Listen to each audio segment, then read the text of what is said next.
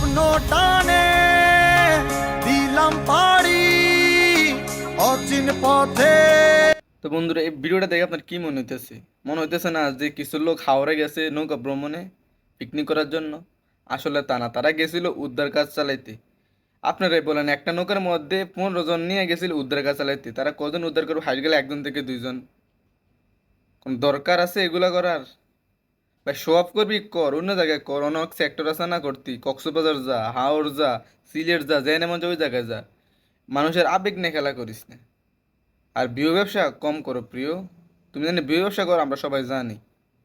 তো ভালোই যাও, বেশি কিছু কইতাম না। আরেকটা কথা, এখন এই অসাধু ব্যবসায়ী আছে না, সিন্ডিকেট, মোমবাতি 5 টাকা, মোমবাতি 20 টাকা, হ্যাঁ, গাড়ি ভাড়া 10 টাকার গাড়ি ভাড়া 50 টাকা, খাবারের দাম বাড়ায় দিছো। শুধু ক্রাইসিসটা কাটুক, তোমাকেও খবর আছে।